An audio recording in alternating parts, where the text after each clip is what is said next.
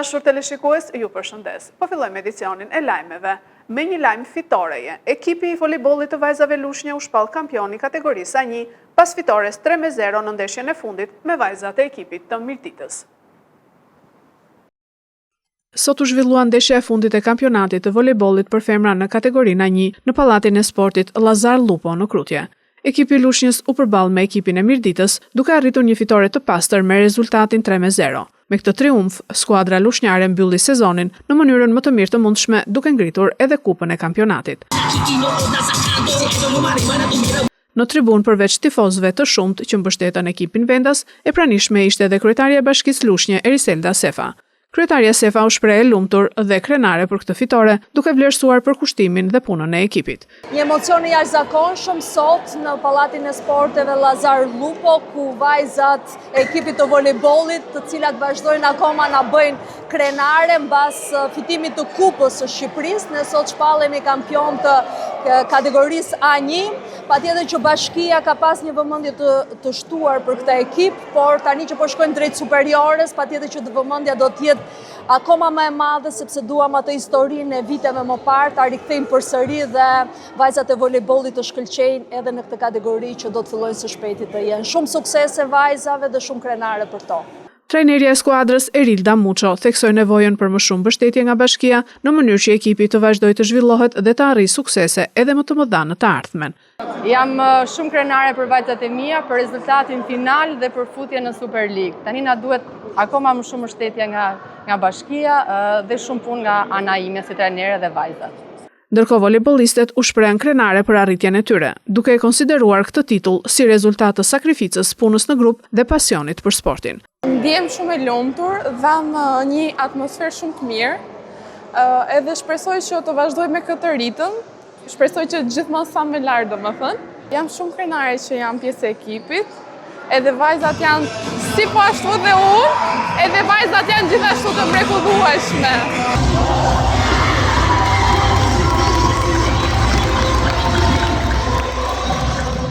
Paqja qoftë me ju, është mesazhi i urimit të Don Mark Tushës për besimtarët katolik lushnjar dhe jo vetëm për Pashk. Don Mark Tusha i Kishës Katolike Pjetri dhe Pali Lushnjë ndau një mesazh shprehse me besimtarët katolik, duke i uruar Pashk të mbushura me dashuri, paqe dhe bekime. Krishti u ngjall dhe paqja qoftë me ju, uron ai, duke treguar se kjo nuk është vetëm një urim, por dhurata e Pashkës në mënyrën më të plotë. Pasi në një kohë që bota duket e mbushur me luftra, tensione dhe dhunë, paqja duhet të mbizotërojë mbi çdo formë përçarjeje. Me rastin e festës së Pashkëve, dua të uroj gjithë besimtarëve katolik dhe jo vetëm katolik, por çdo njeri mbi tokë, të gëzuar Krishtin e ringjallur, gëzuar Pashkët. Pashkët le të jenë këtë vit një shenjë bekimi, bashkimi dhe paqe në këtë botë që është shumë e kërcënuar nga lufta. Në vërtet bota po jeton një farë pashke në brendësinë e saj, sepse pashka fillon me mundimet e Krishtit, me mundimet, vrasjen, kryqëzimin e tij, vdekjen dhe varrosjen e tij. Pra nuk mund të shkojmë në Pashkën e ringjallur po s'kalum nëpërmjet mundimeve dhe vdekjes, po s'kalum nëpërmjet vujtjes. E njerëzimi tashmë po vuan shumë, sidomos në linjën e mesme që janë shumë njerëz të pafajshëm që po lanë jetën edhe në çdo vend botë, jo vetëm linjën e mesme, por ka shumë padrejtësi që i bëhen njerëzimit dhe lanë njerëzimin në vujtje. E bëjmë me vujt njerëzimin nëpërmjet gjenjes sonë, nëpërmjet sjelljes sonë, nëpërmjet forcës sonë, të egoizmit tonë që nuk e shohim të afërmin tonë që vuan, nuk e qëndrojmë afër në momentet e tija të vështira, nuk ja japim dorën, nuk jena ai Cirene që ndihmon për ta mbartur kryqin e tij, për ta ndihmuar në vuajtjet e tija njeriu. Ka çdo njeriu, vetëm që të mbahet në përdore, të shoqërohet, të dëgjohet, të lutet me ta, të ecet me ta, të udhtohet me ta, të vuajnë me ta, por të gëzojnë me ta. Kjo është bukuria e jetës njerëzore. Të na ka mësuar Krishti, të duam pasi lloj kushti, deri në dhurimin e vetvetes. Dhe Jezus i ka thënë, falë o atë se s'din çka bajnë, momentin që kanë kryqëzuar, i kanë dhënë vdekjen. Dhe në fund, edhe për ata është lut, i ka ringjallë, u ka dhënë jetën. Krishti është për të gjithë njerëzit, është me njeriun që vuan, është me shtektarin, është me të vetmuarin, është me gjithë dhe më dhënë shpresën e një jete, besimin e fortë se ai ka ardhur dhe ka dhënë jetën për çdo njeri, dhe çdo njeri e ka ringjall dhe ka marrë të vetja. Për këtë arsye është ky urim që dërgoj për gjithë ju, për familjet tuaja, për gjithë botën mbar, që të ringjallet shpresa e një jete, të rilind një jetë e re, e bashkëpunimit, e dashurisë, e mirëkuptimit, e paqes dhe të jemi të pandashëm si vetë Krishti dhe Zoti na ka mësuar dhe na ka edukuar në jetën tonë si krijesa të tij të veçanta. Dhe njëherë nga komuniteti katolik këtu në Lushnjë, uroj gjithë besimtarëve katolik dhe jo vetëm katolik, por gjithë njerëzve që janë mbi tokë, gëzuar e për shumë vjet Pashkët. Krishti është ringjallur dhe ai u bekoft familjet tuaja dhe i mbroj familjet tuaja. Pashka Katolike, që është një nga festat më të rëndësishme të Kishës Katolike, do të festohet nesër me kremtimin e ringjalljes së Jezusit të Nazaretit, ndodhur 3 ditë pas vdekjes së tij në kryq. Në Shqipëri festohen rregullisht 2 pashk, pashkët katolike dhe pashkët ortodokse, zakonisht në data të ndryshme, sepse bazohen në kalendar të ndryshëm gregorian dhe julian. Banorët e fshatit Selit në Mallakastër ankohen për infrastrukturë rrugore të amortizuar në 2 akset që e lidhin fshatin piktoresk, Fratar Selit dhe Gjerbës Selit. Në bashkinë e Mallakastrës, 2 akset që të lidhin me fshatin piktoresk Fratar Selit 14 km dhe Gjerbës Selit rreth 5 km, vijojnë të mbeten në gjendje të rënduar infrastrukturore duke izoluar banorët e fshatit Selit. Banorët thonë se kjo rrugë nuk një investim prej dekadash, duke u kthyer në pengesën më madhore të përditshmërisë së tyre. Gjiku kemi lindur edhe sot me këto rrugë, ka 30 ca vjet demokracia, shiko rrugë janë, edhe gomari nuk kalon, jo makina, ju shqejt, taksa na i kërkojnë, naftën na i ngren. Na vinë fëmija na emigracioni, e milen makinat në Fratar, në Kapaj, milen e të kthesa. Do me thënë e shikon tërë publiku, makinat e tona rrinë atje, në Gjadep, e nuk vinë të shtëpia. Mbledhim mullirin, e marim në kratë si pleqi jemi, e qojmë të qakullit, të rruga që e shtruar me qakull, edhe e marim pasaj që e shpjem për të berë vaj. Banorët thonë se prej vitesh për shkak të mungesës së infrastrukturës, shërbimet i sigurojnë në fshatrat përreth ose në ballsh, duke faturuar automjete me çmim të papërballueshëm. Ata gjithashtu thonë se kjo është periudha kur banorët e larguar kthehen për t'u shërbyer ullinjve dhe të mbjellave të tjera të stinës, por për shkak të amortizimit të rrugës, një pjesë e mirë e tyre i kanë lënë tokat djerr. Kemi shumë problem të keqen nena. Sa s'ka ku të vej me. Unë jam aperuar dhe kur vete për vizit, do ikin kem këtu e fshatin në Kapaj. Të vinë lartë në kem, ti ke poshtë në kem. Spital jo, shkoll jo, këtu as rrugë jo, as ujë jo. Detyrohet burri mua të vetë marrë ujë me mushka. Me mushkat e fshatit se s'ka më zvet. Këtu ka qenë 60 familje. Kurse tash i ka ngelur 20, gjatë rrugëve që janë të prishur ato dhinë, ata vinë edhe ngelin rrugëve të andej edhe e kanë të vështirë që të vinë. Ne në Tiranë kemi njerëz se ashtu vinë, e kanë të gjitha me shtëpi këtu e me ullinje, me toka e me të gjitha që i kanë marrë. Në fshat nga 60 familje që numëroheshin vite më parë, sot kanë mbetur vetëm 20, të cilat ndihen të braktisura e në mëshirë të fatit. Ndërkohë sipas kryebashkiakut Qerim Ismailaj, rikonstruksioni i këtij aksi është planifikuar në projekt buxhetin e 2026-s dhe pas përfundimit të procedurave brenda muajit tetor pritet të fillojnë punimet.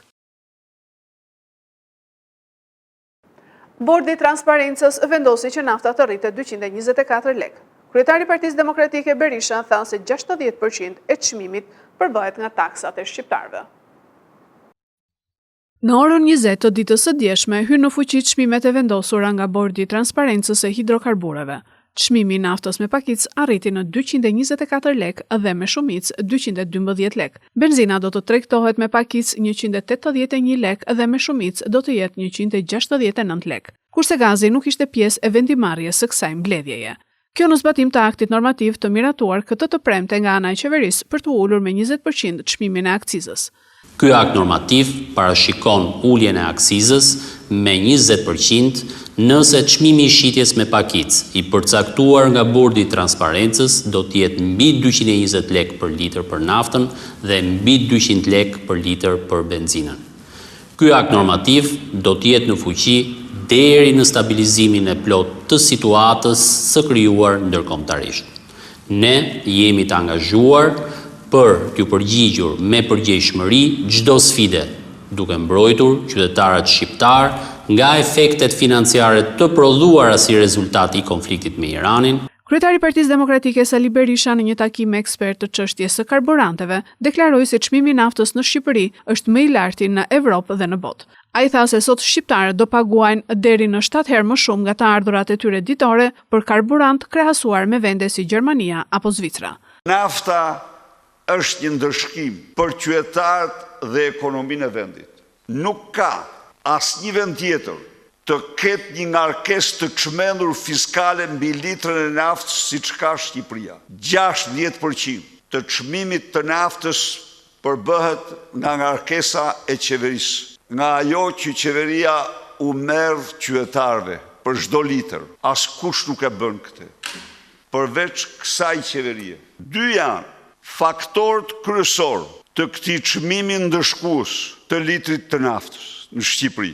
Ngarkesa fiskale më e lartë në botë. Nuk ka asnjë vend tjetër që të ketë ngarkesë fiskale më të lartë se Shqipëria. Dhe e dyta, nuk ka një vend tjetër që të ketë një kontrabandë më të madhe se Shqipëria. Por kontrabanda, thash edhe një herë, është e tëra kontrabandë qeveritare.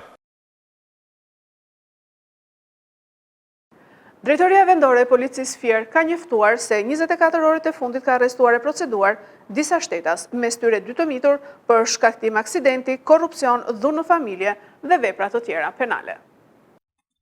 Gjatë 24 orëve të fundit, sipas njoftimit zyrtar të Drejtorisë Vendore të Policisë Fier, specialistët e qarkullimit rrugor arrestuan FT 19 vjeç, banues në fshatin Çerm Divjak, pasi duke drejtuar automjetin pa leje drejtimi është përplasur me një mjet bujësor me drejtues shtetasin BS dhe më pas është larguar nga vendi i ngjarjes. Si pasojë e aksidentit janë dëmtuar drejtuesi i mjetit bujësor shetasi BS, si dhe djali i tij i mitur, pasagjerë në mjet të cilët ndodhen në spital jashtë rrezikut për jetën. Gjithashtu kanë arrestuar shtetasin OP, 29 vjeç, pasi drejtonte pa leje drejtimi një motomjet pa targa. Po nga këta specialist u referuan materialet në prokurori ku nisi procedimi penal për 2 shtetas të mitur, pasi drejtonin pa leje drejtimi një automjet dhe një motomjet pa targa. Kurse policia e Fierit ka ekzekutuar vendimin numër 11 datë 02/04/2026 të gjykatës së posaçme të apelit për korrupsionin dhe krimin e organizuar, e cila ka lënë në fuqi vendimin e gjykatës së shkallës së parë për korrupsionin dhe krimin e organizuar për shtetasin EN, 38 vjeç, banues në Fier. Ky shtetas ka për të vuajtur dhe 1 vit, 8 muaj e 10 ditë burg për veprën penale korrupsioni pasiv i personave që ushtrojnë funksione publike. Specialistët për hetimin e krimeve të Komisariatit të Policisë Fier ndaluan shtetasin e shpallur në kërkime më 22 vjeç, banues në Fier, pasi gjykata e Fierit ka caktuar ndaj tij masën e sigurisë, arrest me burg për veprën penale, dhunë në familje, prodhimi dhe mbajtja pa leje e armëve të gjuetisë dhe sportive. Po nga këta specialist u referuan materialet në prokurori, ku nisi procedimi penal për shtetasit LA, 39 vjeç, banues në fshatin Driz, pasi ka ushtruar dhunë ndaj bashkëshortes së tij. EK, 30 vjeç, banues në Fier, pasi gjatë kontrollit të automjetit ju gjet dhe sekuestrua një stemë ngjashme me ato të policisë. AG, 47 vjeç, banues në Fier, pasi u konstatua duke kryer punime pa leje. Ndërkohë policia e Lushnjës referoi materialet në prokurori, ku nisi procedimi penal për shtetasin VJ, 41 vjeç, banues në fshatin Kuman, Roskovec, pasi gjatë kontrollit të automjetit ju gjet dhe sekuestrua një fishek armë zjarri. Materialet procedurale ju referuan prokurorisë së Fierit për veprime të mëtejshme. Presidentja e Kosovës, Vjosa Osmani, përfundon mandatin si presidente. Detyra i kalon kryetares së Kuvendit të Kosovës, Albulena Haxhiut. Pas 5 vitesh në krye të shtetit, Vjosa Osmani e përmbyll sot mandatin e saj si presidente e Kosovës. Presidentja në rrjetet sociale thot se këto 5 vite nuk kanë qenë historia e një njeriu të vetëm, por rrugëtimi ynë i përbashkët me njerëz nga çdo fushë që besuan në Kosovën. Këto 5 vite nuk kanë qenë historia e një njeriu të vetëm. Kanë qenë një rrugtim i përbashkët me secilin prej jush. Fillimi i këtij mandati erdhi në rrethana sfiduese dhe rrugtimi deri sot ka pasur po ashtu sfida nga më të ndryshmet. Por në asnjë moment puna për Republikën tonë nuk është ndalur. Sepse besimi im ka qenë gjithmonë i qartë. Një Kosovë që hap dyer jashtë është gjithnjë e më e fortë edhe brenda. Një Kosovë që dëgjohet në botë është gjithnjë më e sigurt edhe në shtëpi. Në mungesë të zgjedhjes së presidentit të ri, Osmani detyrën ja dorëzon sot kryetares së Kuvendit të Republikës së Kosovës, Albulena Haxhiu, në ceremoninë e dorëzim pranimit të detyrës në kabinetin e presidentes. Zhvillimet e fundit në Kosovë lidhur me çështjen e presidentit janë karakterizuar nga një ngërçi thellë politik. Kuvendi në seancën e fundit për presidentin nuk arriti ta zgjedhë në mungesë të korumit. Papa Leoni XIV për herë të parë në dekada mbajti vetë kryqin të premten e shenjtë në udhën e kryqit. Në pasditën e të premtes së madhe më 3 prill, Koloseu i Romës u kthye përsëri në zemrën lutse të Kishës Universale. Papa Leoni XIV, sipas ardhës së Pjetrit, mbajti për herë të parë në dekada një kryq prej druri në 14 stacionet e rrugës së kryqit, duke ecur, duke ngjitur shkallët, duke përshkruar personalisht itinerarin e pasionit. Një gjest që u pasi një shprehje e bashkimit. Papa nuk ecën vetëm, por mban kryqin në emër të gjithëve, duke u bërë zë dhe trup i vuajtjes së njerëzimit. Në një kohë të shënjuar nga luftra, pasiguri dhe dhimbje, ky veprim fiton një forcë të veçantë. Bariu që merr mbi vete peshën e popullit të tij. Mendoj se është një shenjë e rëndësishme për shkak të asaj që përfaqëson Papa, një udhëheqës shpirtëror në botën e sotme që të gjithë duan ta dëgjojnë, që thotë se Krishti ende vuan, u tha Papa Leoni gazetarëve këtë javë.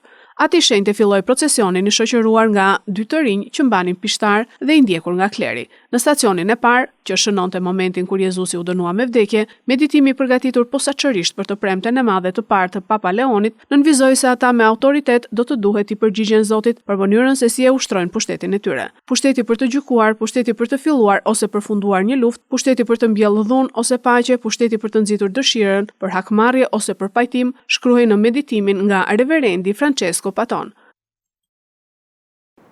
Këto ishin lajmet tona për sot. Lajmet i gjeni dhe në internet në website-in 4plusmedia.tv. Fundjavë të këndshme.